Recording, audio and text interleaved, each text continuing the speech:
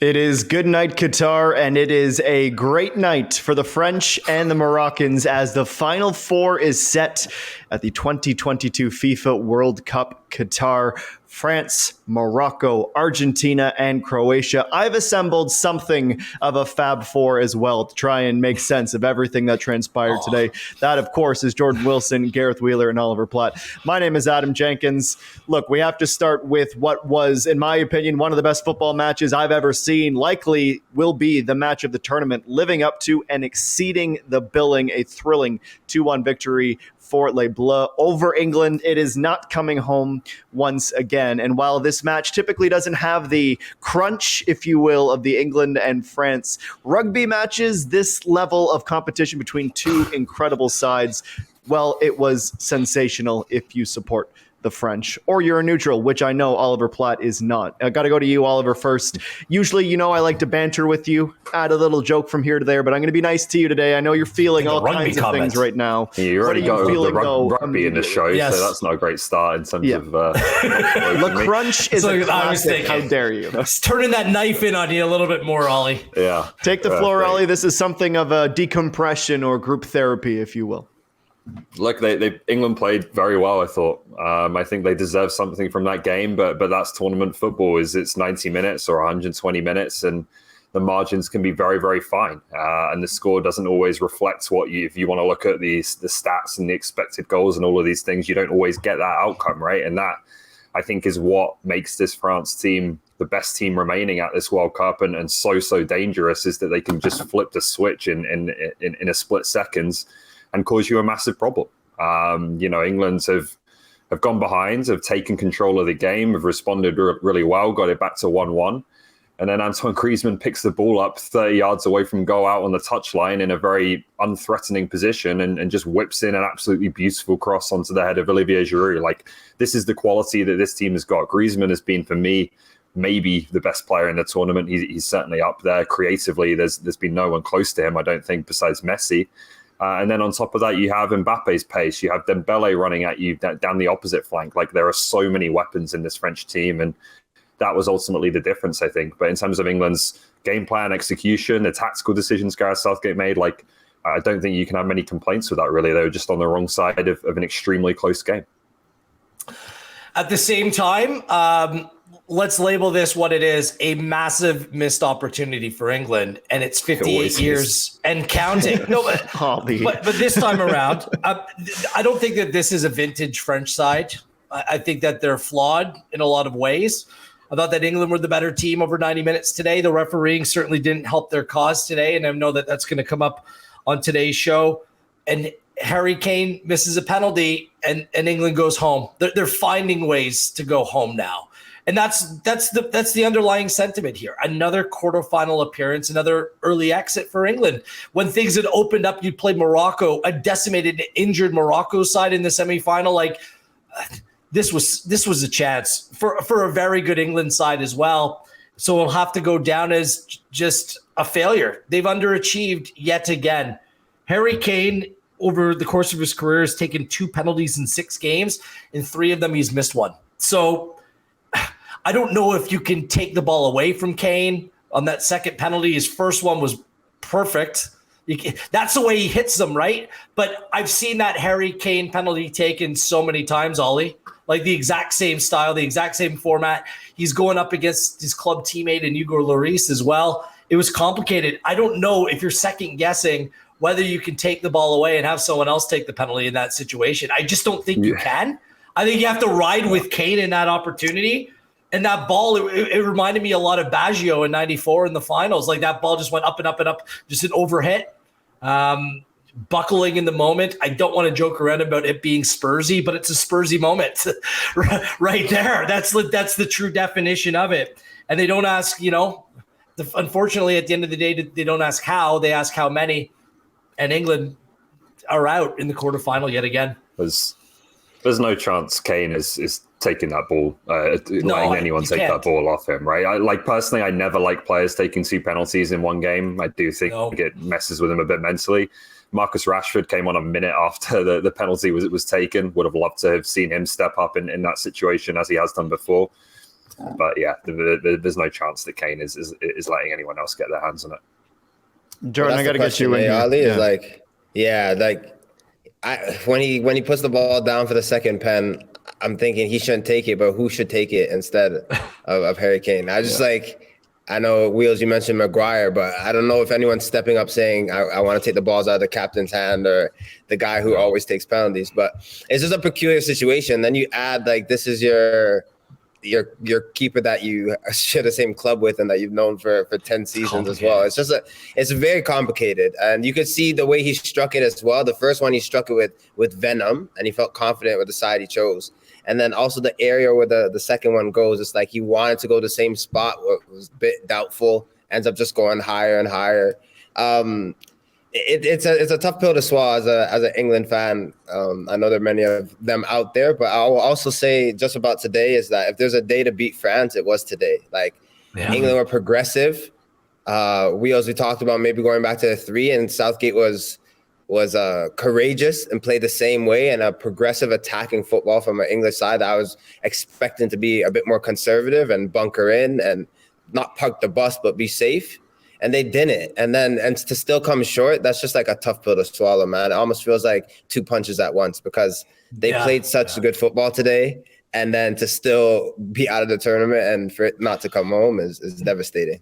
I think that Southgate got his team right. I think they outplayed France in a lot of ways. But the same questions, Ollie, I don't know if you were thinking about this watching it. I'm like, you need to make a change. The changes came a little bit too late for Southgate. I mean, that was a story at Euro, wasn't it? In the final, I just feel like there was a hesitation because things were going so well.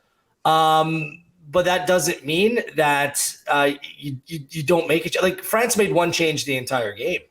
I thought that was going to come back and bite Deschamps. I thought that there were some real tired legs and some players struggling. I thought that he would have brought on another defensive player, but he risked it, and it ends up working out for him. Where this is just kind of the revisionist stuff that you go through after, because really there's not too much that separates these two sides whatsoever.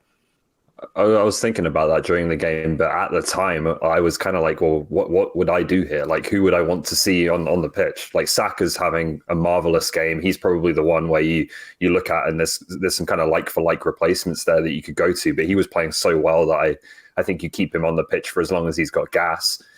Foden in that situation, I want that out there on the pitch. Midfield was working, and I think controlling the game. Like, what change do you make is the question, right? So I don't think that's going to be as big of a criticism as it rightly was in the European Championship. Well, let's exhale right now and reset a little bit. It felt like the type of match where if Canada was playing, Josh Cloak, friend of the show, would already be writing the book about it, because so many different things happened, from Tchouameni's goal in the 17th minute, Kane scoring the penalty, Theo Hernandez with one of the dumbest things I've ever seen somebody do in a match with the stakes that high. I did find it kind of beautiful that he was the man who was forced to lay underneath the wall as a little bit of punishment. Like, get down you go, son.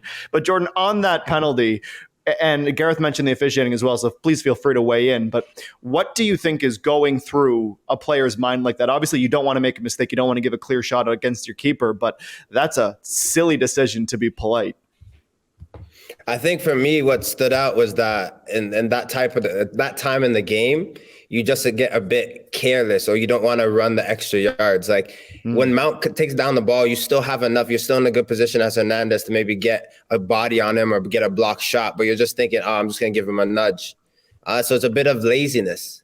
And everyone's guilty of it. Everyone has that moment of, tired legs in the 80th minute or after, and you're lunging, or you're just not getting low. You're just thinking, let me just bully someone. But hey, with the cameras and the night vision and everything that's going on right now in the World Cup, you can't afford to make those mistakes. And it is a pen. It's soft because I feel like also the ball, you have no clue what Mount is going to do with it. Like, he could touch it out of bounds. It was a bit far from him. So for him to just kind of bail him out and give him a pen, I thought it was silly of Hernandez. And him looking back at it, I know he's a bit embarrassed, because you should just take that down and jockey him and see what happens. I mean, that moment didn't decide the game. Other moments where the referee didn't make a call or made a call literally affected the game.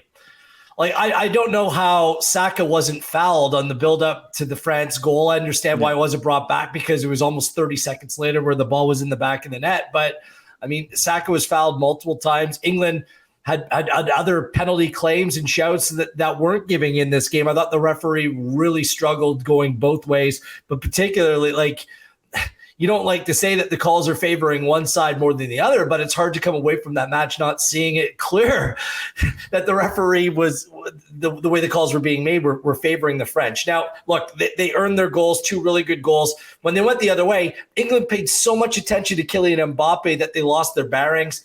I think that when a ball's hit from distance that much, Pickford could have done better. And on the second goal, John Stones gets caught ball watching on the front post. These are the small, the small like lines between victory and defeat. And France came away with those moments, and England, whether it was the referee or just a touch here, a touch there, just didn't go their way. Well, we've already mentioned that this wasn't France at their best, but I do want you to weigh in on the French because they are the team that is going to advance to take on Morocco. Look, it's Olivier Giroud, who I've said publicly and I'll say again, is frustrating at how handsome he is and how good he is at football. I mean, he gets denied, and then like 2 or 3 minutes later, he ends up getting the match-winning goal. It was relentless and a never-say-die attitude from the French, and I don't know, deserved winners, but they are the winners. What did you make of their performance? Me? This is for me, Adam? Sorry, this was for Ollie. Oh, okay. Sorry. Look, I think with France, a couple of things. I'll give you a strength and a weakness, I guess. This French team, they have players, and I mentioned this earlier, when you look at Mbappe and Dembele, there are more real difference makers in this team than I think a lot of European nations have nowadays. This is like a big thing in terms of development, I think, is a lot of countries have gone down the Germany and Spain route of like really professional academies, great infrastructure.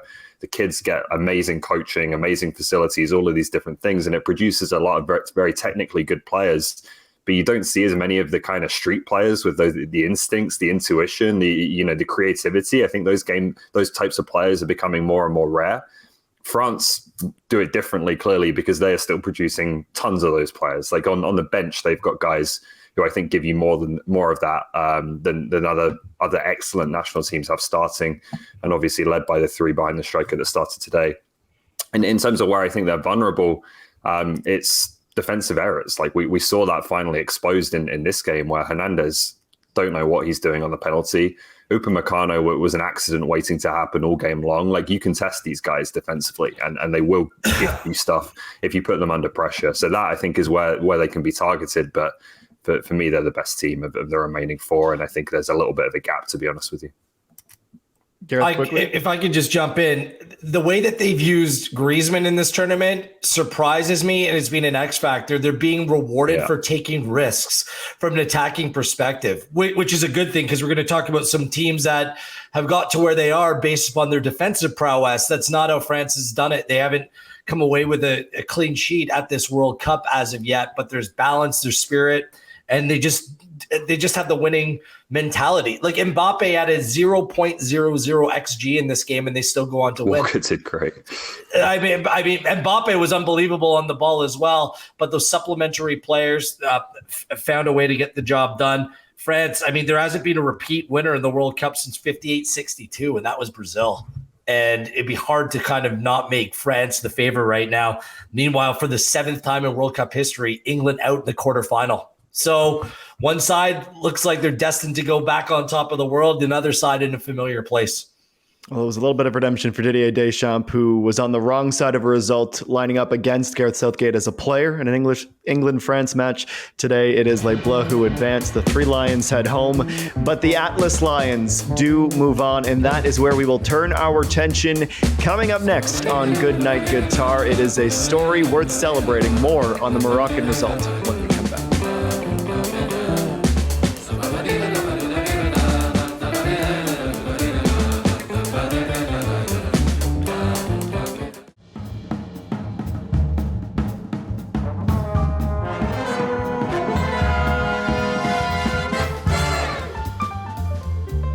It was Morocco who made not only national history, but continental history in the other quarterfinal today, defeating Portugal by 1-0. Youssef En-Nesyri in the 42nd minute.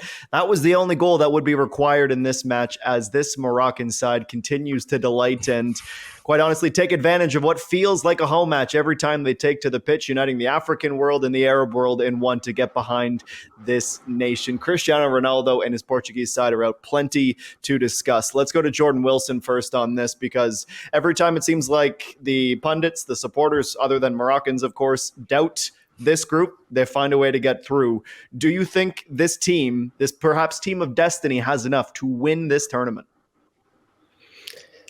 I do. Dare I say, after the performance today and after the performance that they keep bringing time and time again, I can't say no. I could say that they could be playing in the last game, and I could say that they could possibly be winning. Now, I want to be clear with what we've doubted. We've never doubted their spirit. We've said that they were the underdogs of the Group F, and now underdogs of the tournament for sure, and the dark horse. But what we doubted was if they could do it and have these energy levels time and time again. Could they go and park the bus and harass teams and just outwork with essentially the same 12, 13 players? Like, this is what we've doubted, or this is what I personally have doubted. I can't really doubt it anymore. This is 3 games now, back to back. These guys are grinding, putting their bodies on the line, finding a way to win, and not having a team score on them. Like, it's exceptional. Now, the thing I have to bring up is Sai's coming out in tears on a stretcher. Hard to see him playing in 4 days.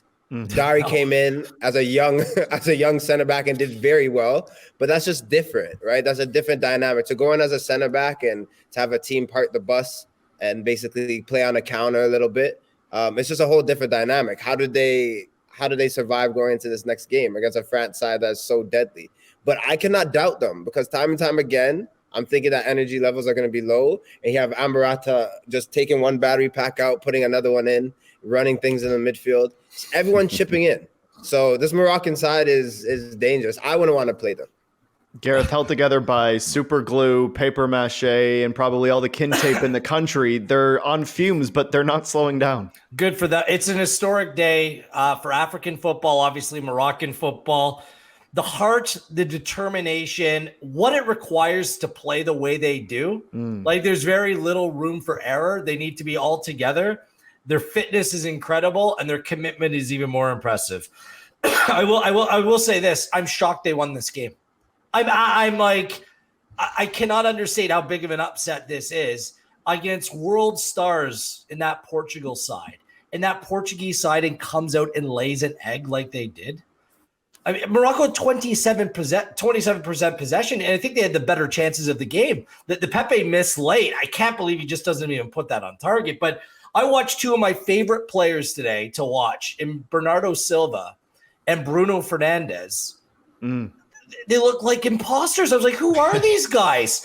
When a team is putting that much pressure on you, and they're not just sitting back and parking the bus. What Morocco's doing is they're starting in a low block, but then they go out and press in areas, and they don't give you time and space in those critical areas. It's actually a very smart way of defending, but you need to show some composure. Like, Portugal were just hitting and hoping.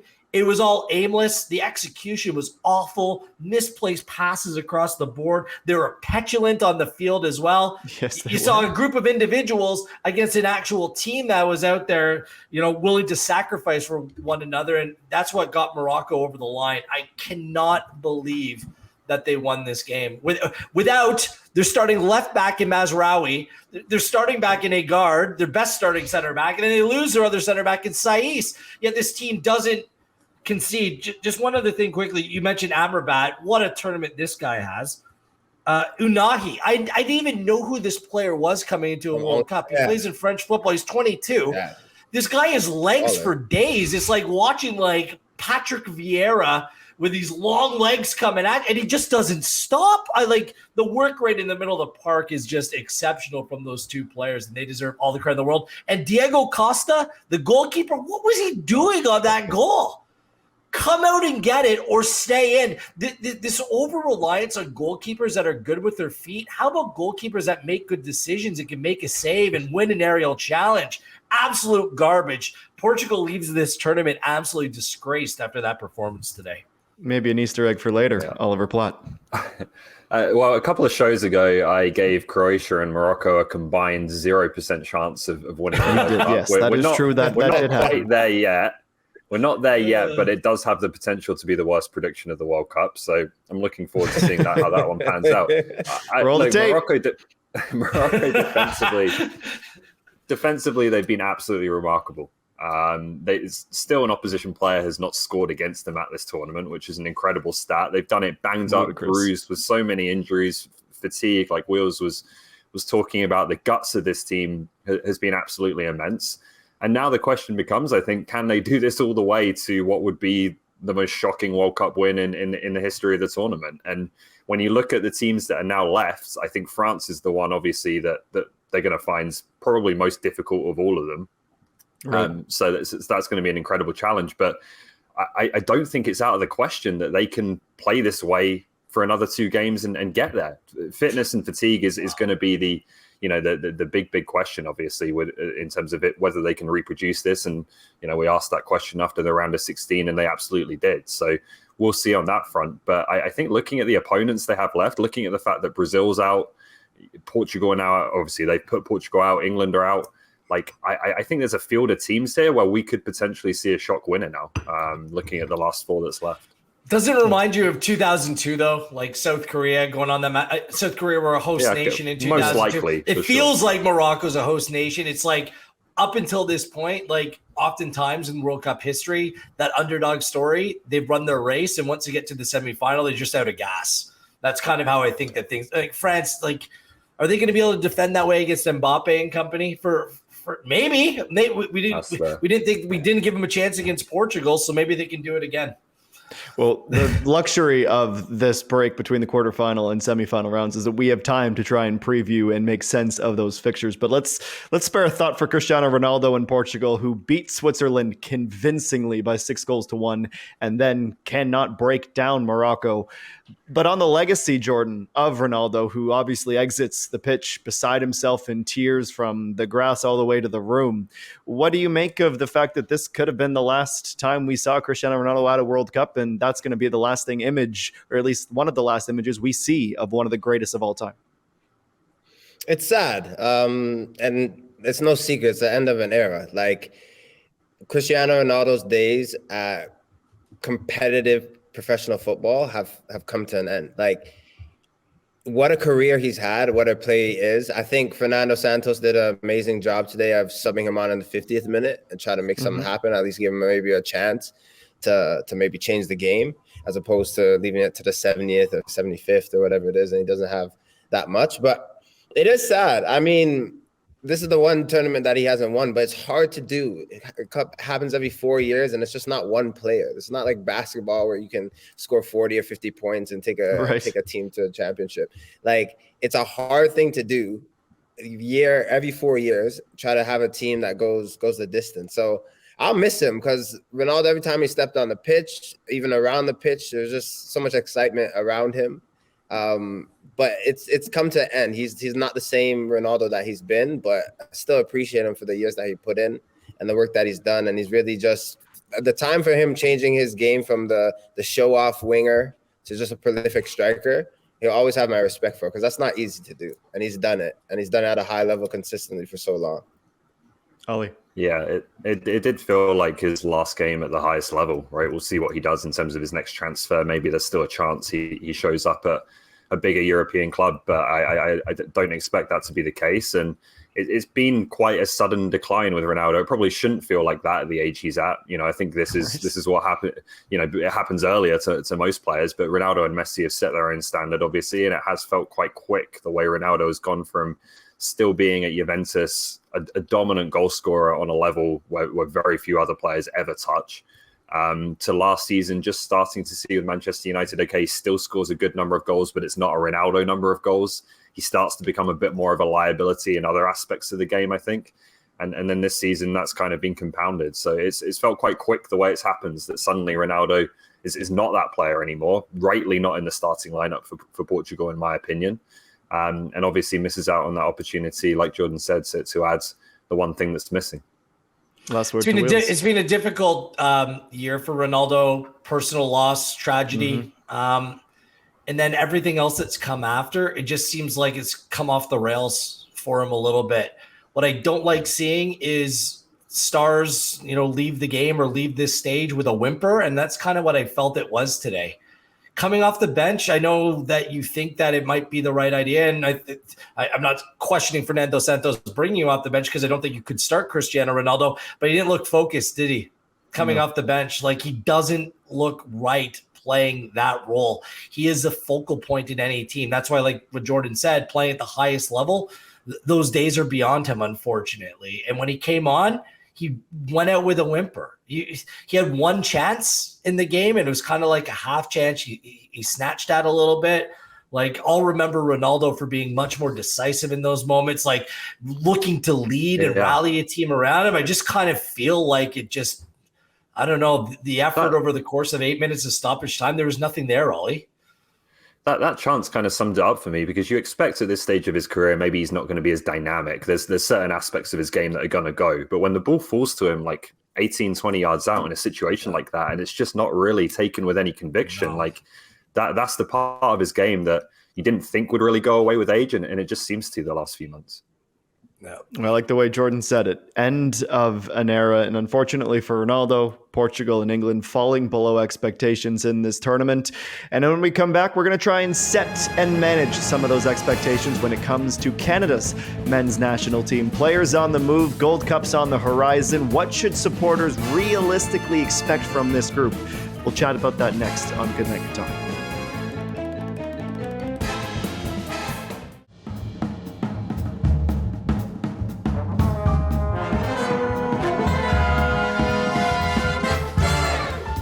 The World Cup is over for Canada's men's national team, and now the attention turns to what is to come. And it is still a very exciting, very promising time for its players, past, present, and future, as well as what lays ahead for the landscape in this country on the horizon. But if we learned anything during their 3 matches at the World Cup, that excitement is one thing, but to be there at that next level is another. And perhaps the expectations were a little bit higher than they should have been. So let's take this opportunity to try and set some expectations for the future. And let's begin with Oliver Platt and Alistair Johnston. You've already given your pitch. You've explained to Scotland what they are getting in this player. But in terms of what you are expecting from Johnston with his new club, where do you think we see Alistair Johnston? Is it a regular starter? Is that okay? Is it a bench role to begin? How do you see this playing out?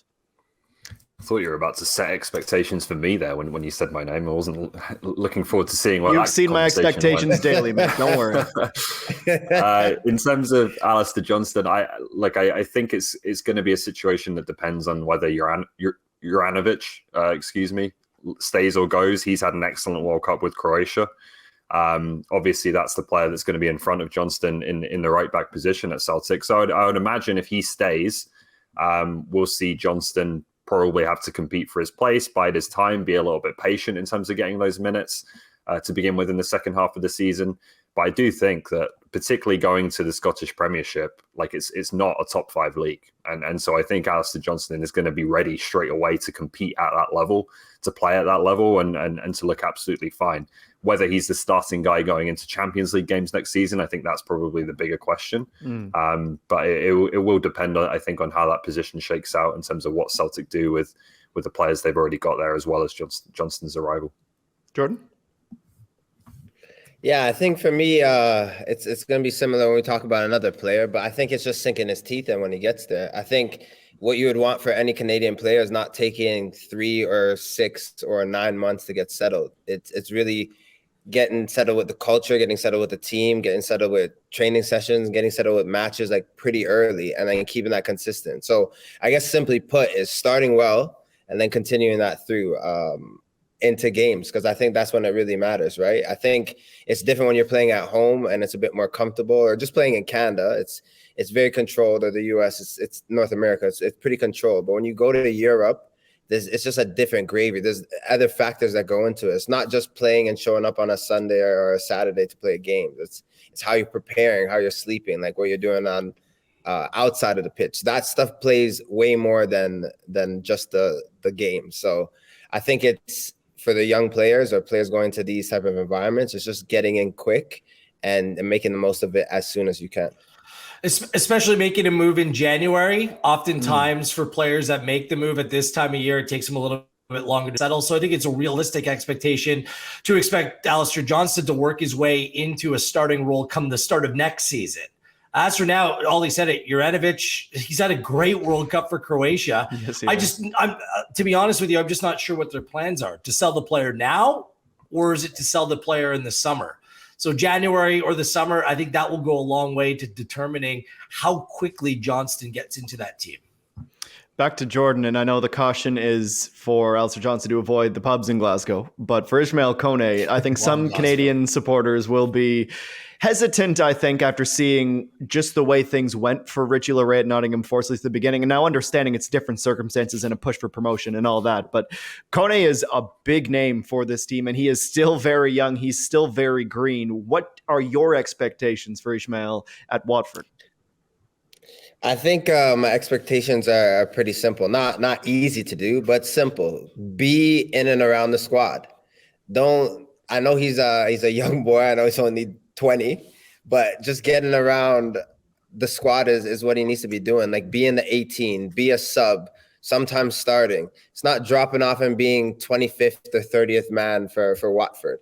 Can he be in and around the squad? Can he try to take bigger players that are playing and fill that role and come into the squad? I think that's what's going to get the most out of him, obviously. I think going into maybe the U23s or whatever that might be, it's just different. If he can go and sink his teeth in and play at the highest level, I think that's what would really set him apart early on. Gareth? I think he's ready. I think that Watford needs central midfield players. Look, there was a learning curve over the course of last season. Growing into his role with CF Montreal, I think he exceeded expectations. What is this guy? Is he a $10 million player? Is he a $20 million player? Is he a $40 million player? We're about to find out, right? And look, a lot of young players get some burn and they get played at the league championship level. You know, he has a manager, Slaven Bilic. He probably likes a little bit more consistency in his team, probably likes to rely on experience, but this is a team with lots of young players. It's kind of like in their MO to find these good young players and let them, you know, kind of thrive within that environment. So we'll see. I think it's realistic to think that he's going to contribute pretty soon in this team. They have to, don't they? Yeah, I do Ollie, too. Look, I think he's obviously much younger than Laryea, so time is on his side more than it was with Richie. And if he needs a bit of time to get settled and not have too many minutes early on, that's okay. That's not necessarily a bad thing, but I just rate the player so highly that I think it's going to happen quicker than that. I think he's going to make an impact and compete for some minutes in pretty short order here. So we'll see how that goes. There's a lot of off-field adjustment, like Jordan talked about it with Alistair Johnston, which I think is going to be a big part of it. But the talent of the player, to me, this is someone who can make an impact quickly. Jordan, go ahead. Muted, mate. We got to go. We got to reset. We got to reset this. There it is. Just building some suspense. Smokes. That's all. Sorry, guys. Sorry. With 19 foreigners on Watford, I think for him coming in, and they have a need for him, just playing in the 8 with a few injuries, I think he can come in and really just set the stage. And I think young players nowadays that play with poise, they're coveted. Like, no one wants that 32-year-old or 33. Or if you come in 20 and you're playing like a big boy, you're playing.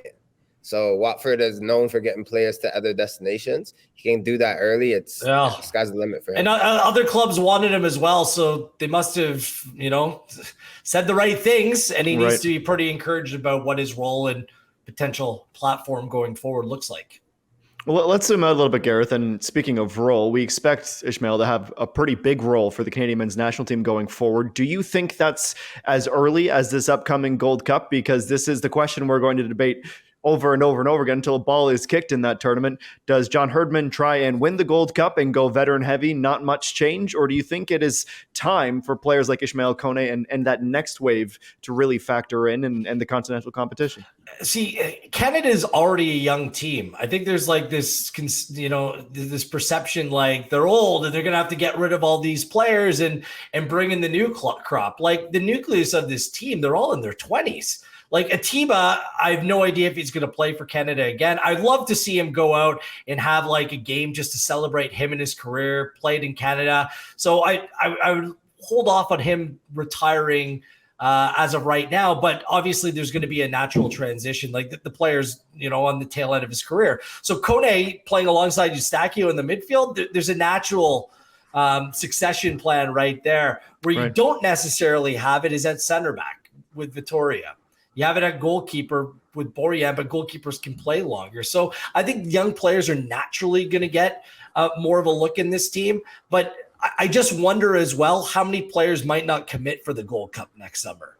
Just coming off a World Cup year, all that they put in from an international perspective, it's going to be the first real kind of break, time off to actually kind of disengage a little bit next summer. So I fully expect them to all be there for the Nations League. I do have some questions about what that squad might look like come next summer. Yeah, and there will be plenty of time to digest that a little bit further, but what is happening in this immediate vicinity, what could be happening in the coming days, coming weeks, is Tajon Buchanan, Ollie, where we expected that rumor mill to start churning. And look, he hasn't been with Club Bruges for very long, but it seems like there are a lot of interested parties in big leagues who are after this man's services. What are your expectations for where he may land? Well, it's going to be a big club, I think. I think that's the step that it would have to be for Tajon Buchanan for it to make sense for him to leave Club Bruges. I would just urge caution on this one personally. He hasn't been in Belgium for all that long. He's going to continue to play Champions League football with that club, obviously. I think it's still a good place for him right now. Look, if a big club comes in and makes a great offer and makes a compelling pitch as to how they see Tajon being a big part of their future, obviously, you're not going to turn that down, and the World Cup can produce those kinds of opportunities, particularly when you play as well as Tajon did. I just think, the people advising him, the people around him, be careful, don't rush it. It's going to come for this player because he's got that talent. I don't think they necessarily need to go headfirst into it in January. Jordan. It's just such a slippery slope with footy, Ollie, right? So many friends I know it's about timing, right? Timing is everything, but sometimes you can move to a club too soon, and then you're not playing, or you could stay at a club, you could stay at Club Bruges, and then God forbid, knock on wood, Tajon gets an injury, and then it just takes him another year or two to come back into form. And it's I had this deal on the table from a Premier League club or Serie A, and that's gone forever. Or it seems like it's gone forever. It's just such a slippery slope, because I've known players that have done, hey, let me make that move quick, and then you're on the bench, but you're also at such a high level. And then I've also known players that they said, you know what, the next transfer window I'll go for, and the next transfer window never came. So it's such a slippery slope, and you just never really know, right, with footy. And that's the exciting part about it, but it's also something to keep people up at night, because you just never really know. I when it comes to this speculation, I kind of take a step back. There's a lot of people that think they're Fabrizio Romano out there, and a lot of it, the rumors get put out by agents. Clearly, Buchanan wants more money. He's probably punching above his weight what his contract actually is right now. So I'm kind of with Ollie here.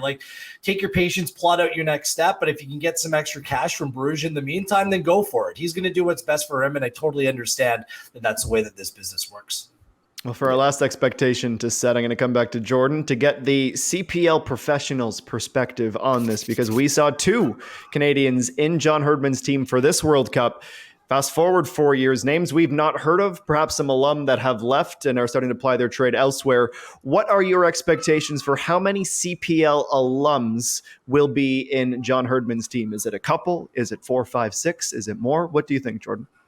Well, let's double the number that you said, Jenkins. Let's double it. 12. You said 2? No. Sorry. You said 2. You're like 12? I was like, no. I was like, man, I failed grade 9 math. I didn't want to. No, 4. I threw a lot of numbers at you. I like 4. 4 would be perfect. And whatever, 23, 26 man squad would be perfect. 15% of the squad. The CPL is a young man's league. I know you have some vets like myself playing, but it's all about the young players. It's all about developing. That's why you have rules that you have. You're supposed to have U21 players. They're supposed to play a certain amount of minutes. It's that foundation that has never been here in Canada before, to have that 19, 20, 21-year-old to still be at home, still be on Canadian soil before you make a bigger move. And that could coincide with a 2026 Canadian squad where you have a few of those gems. I know right now any center back training man, there's a gaping hole in the in the men's national team to come in and do a job. Like I would just be doing headers at home if I was 20, just practicing, looking over my shoulder, making sure you're ready. Because now you have Herdman saying, "Hey, I'm looking at the CPL. I'm looking at 8 teams to try to catch a fix." So I would say 4. 4 would be a great number. You have 2 guys maybe that are really close to the squad in the 18, but yeah, 4 is looking good. We got Lucas McNaughton, who's already been in the camp. He could be the next one. Victor Laturi just made the move, and Marco Carducci, who just inked another 3-year deal with Calvary, in Calgary, has said he wants to be in that group in 2026. So it's certainly going to be very exciting to track that progression in the Canadian Premier League. Time for another break. When we come back, we'll dive a little bit deeper into the other semifinal. That will be Argentina and Croatia. Croatia wants their respect, gentlemen, and we might have to start giving it to them, but Messi will be a big test. That's next.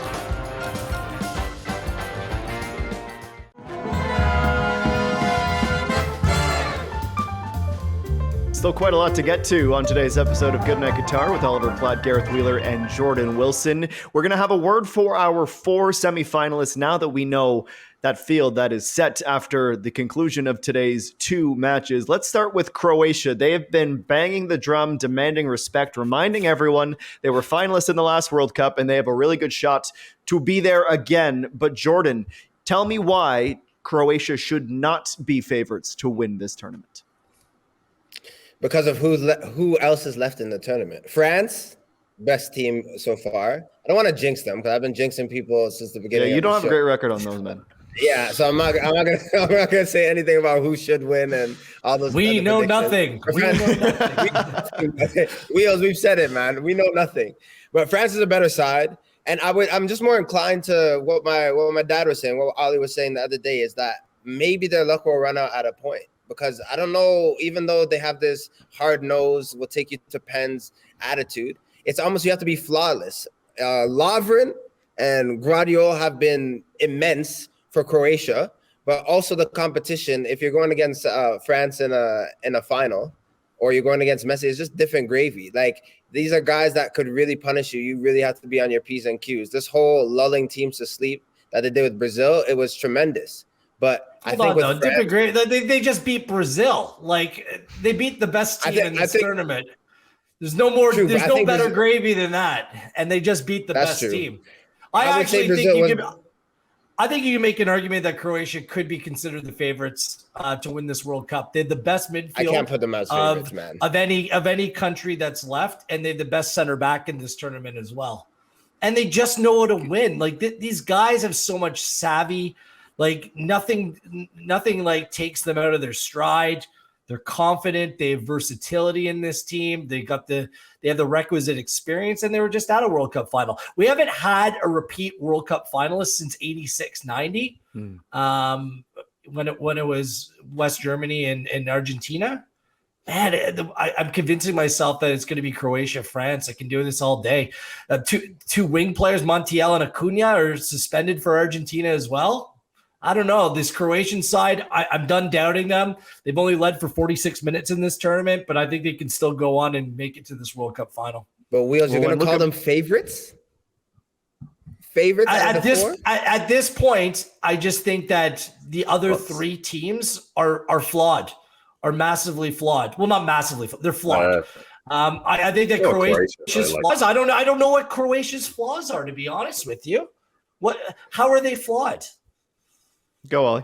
I think they have a ton up front. Like they should have lost that game against Brazil. Like this is the weird thing, right? Is that I understand that. This is the kind of weird thing about it for me is that I still think France are favorites over Croatia. I think Argentina are favorites over Croatia, but I do also think, to kind of agree with Wheels, Argentina is a more beatable team than Brazil were. Like I think it's a more winnable matchup, this one, than the one they just won. So look, you can't rule them out at this point. But to say they don't have flaws, like the front 3 isn't at the level of what France are going to offer. They don't have a player like Messi at the top end of the pitch, a true difference maker like that.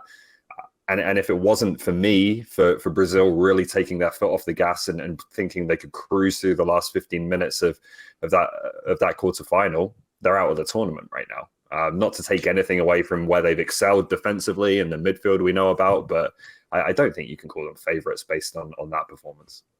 I do have to jump in and move this conversation along. There will be time for more on Croatia, don't worry. And I know there's going to be plenty of viewers who want that due. You'll get it. But we got to move on, talk about Lionel Messi and Argentina. Talk about Morocco, Gareth, and teams of destiny. Ronaldo's out. Some of the other heavy hitters like Neymar's Brazil. Does it not seem now like this is Messi's tournament to lose for Argentina?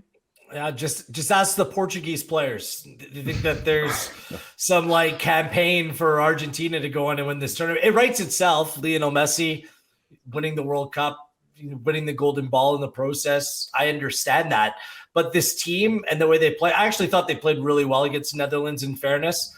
But they're not a complete team, in my opinion. Look, this game is going to be an outright scrap with Croatia. Of course, they could very well be the team of destiny, but that all revolves around the Lionel Messi story. All right. Well, we did spend a fair bit of time earlier in the show talking about Morocco and the sensational performance from the Atlas line. So we will save that chat for them as well for our next show. But there is something important that we do need to do here, and that is address the tragic and sudden passing of the renowned American journalist Grant Wahl, who lost his life during the Netherlands and Argentina quarterfinal. Obviously, we want to extend our condolences and just join the large chorus of colleagues, athletes, and admirers who are deservedly honoring Grant's life as a leading voice in this sport. Anyone who had the privilege of working with or around Grant spoke of his support for others, his tireless work ethic, and his willingness to use his platform and his voice for good. So we just wanted to extend our thoughts to his wife, Dr. Celine Gounder, his family, friends, and loved ones during this unthinkable time. Grant Wahl was only 49.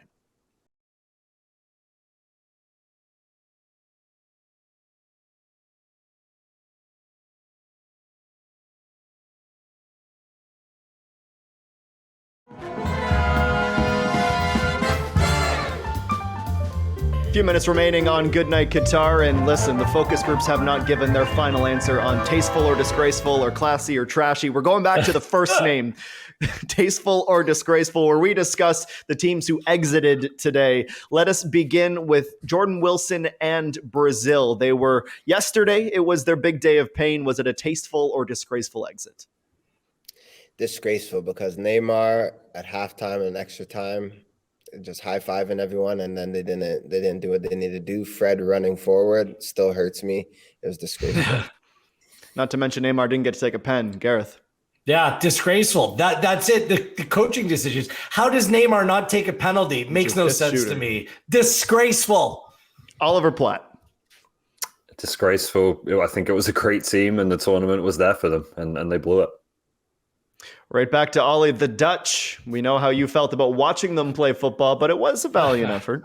I'm on the fence on this one. I'm going to say tasteful because I think they got pretty much all they could get out of that group, and I want to give Louis van Gaal some credit for that. So not my favorite team to watch by any stretch of the imagination, but I'll give them the tasteful. Jordan. Tasteful. Verkoor's coming in. They threw caution to the wind, scoring 2 goals. I gotta give tasteful, and a little bit of boxing as well. I gotta love it. Tasteful. Yeah, a little bit is right. Gareth, what do you say? I know that a lot of people will say disgraceful, despite what we're saying on this show, because the way that they were in a war against Argentina, war of words as well. Like, do you see the photo with the Argentine players celebrated? So there's something under the surface there, but they fought to the end. Honestly, it's hard to kind of knock them about the way that they finished that game. So I'll go tasteful. I will say, got to give some love where credit is due for the set play from the Dutch, just to force extra time in the first place. It was the championship got some serious love there. Gareth Wheeler, Portugal. We've sort of dissected this already, but if you had to sum it up into tasteful or disgraceful, I get a thumbs down. Why? Well, look. I thought it was an absolutely lame effort, horrific effort against Morocco. But why it's disgraceful? It's all the complaining about the referee after. Why did we have an Argentine referee? Well, the assignments play out in the days leading up to it. Like, there was a Brazilian referee for the England-France game. Like, are you going to take out 8 countries and the referees they're just making excuses. I don't like that. They should be better than that. They're just big Drew Fisher fans. They want the Canadian referee to get a shot. Ollie, what do you say? Disgraceful. Same reasons as Wills. Don't need to add to that. Just a very ugly way to go out. Wilson, unanimous? Yeah, it's unanimous. Disgraceful. I think 3 shots on goal as well after you beat up on Switzerland and then you come out and you need to perform and you guys underachieved. Yeah, it's disgraceful. And lastly, Jordan, we do have to mention it. Sorry, Ollie. England, tasteful or disgraceful? Disgraceful, because this is the best England side. Man. They should go further. Like, yeah, I gotta say disgraceful. Wheels? I'm going to go tasteful. Like, I know this one hurts and 7 quarterfinals you've been dumped out and blah, blah, blah. But Bellingham and Rice, these are stars of the future. Studs. I think the best is still to come from this team. Look out for them in 2026. Last word to you, Ollie. Tasteful. I think today's performance was about as good as I've ever seen England play at a World Cup, and they still lost. So that's the way it goes sometimes. That's the way it goes. This performance from you, gentlemen, as always, very tasteful. Thank you so much, Jordan, Gareth, Ollie. I've been Adam. We'll see you again on Good Night Qatar.